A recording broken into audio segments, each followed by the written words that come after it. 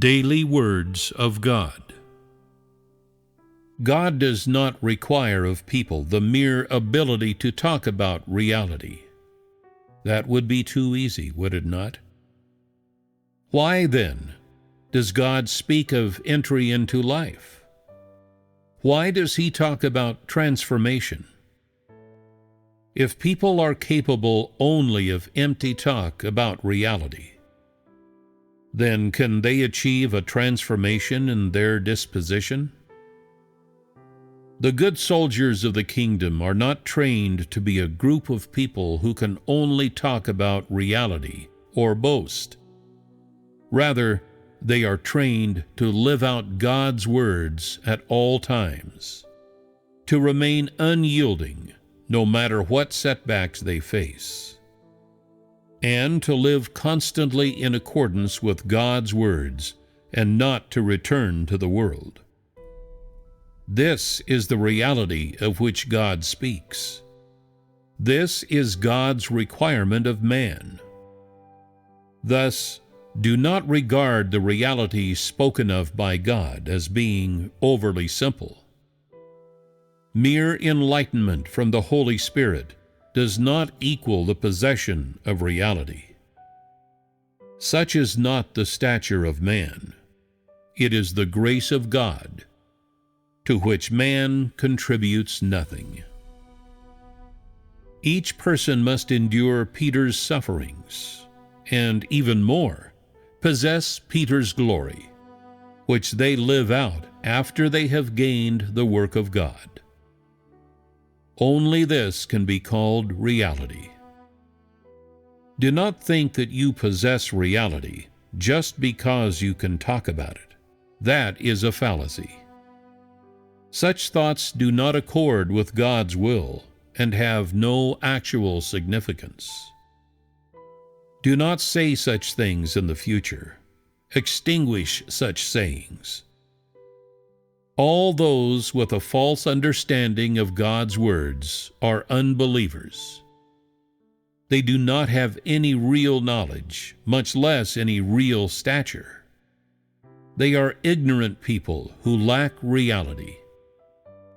In other words, all those who live outside of the essence of God's words are unbelievers. Those deemed unbelievers by people are beasts in the eyes of God, and those deemed unbelievers by God are people who do not have God's words as their life. It can therefore be said that those who do not possess the reality of God's words and who fail to live His words out are unbelievers.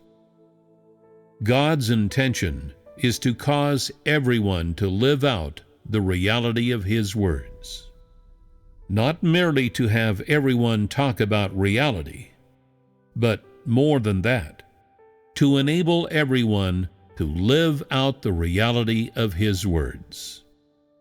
The reality that man perceives is too superficial. It has no value and cannot fulfill God's will.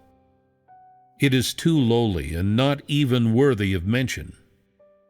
It lacks too much and falls far too short of the standards of God's requirements. You will each be subjected to a major inspection to see who among you merely know how to talk about your understanding without being able to point out the path, as well as to discover who among you are useless pieces of trash. Remember this from now on. Do not speak of empty knowledge. Only talk about the path of practice and about reality. Transition from real knowledge to real practice, and then transition from practice to real living out. Do not lecture others, and do not talk about real knowledge. If your understanding is a path, then let your words go free upon it. If it is not, then please shut your mouth and stop talking. What you say is useless. You speak of understanding in order to deceive God and make others envy you. Is that not your ambition?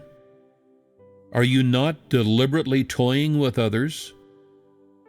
Is there any value in this? If you talk about understanding after you have experienced it, you will not be seen as boasting.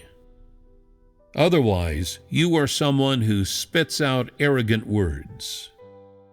There are many things in your actual experience that you cannot overcome, and you cannot rebel against your own flesh. You are always doing whatever you want, never satisfying God's will. Yet you still have the gall to talk about theoretical understanding. You are shameless. You still are so bold as to speak of your understanding of God's words. How impudent of you! Orating and boasting have become your very nature, and you have become accustomed to doing so. Whenever you wish to speak, you do so with ease, smoothly, and in an offhanded manner. But when it comes to practicing, you indulge in ornamentation. Is this not a way to fool others? You may be able to trick men, but God cannot be deceived. Men are unaware and have no discernment, but God is serious about such matters, and He will not spare you. Your brothers and sisters might advocate for you, praising your understanding and admiring you. But if you possess no reality, the Holy Spirit will not spare you.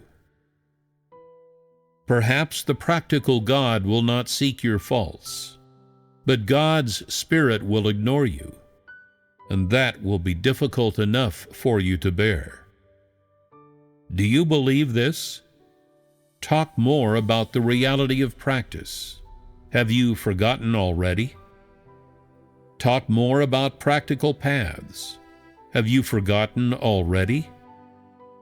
Offer fewer lofty theories and worthless, inflated talk. It is best to begin practice starting now. Have you forgotten these words? Do you not understand at all? Do you have no comprehension of God's will?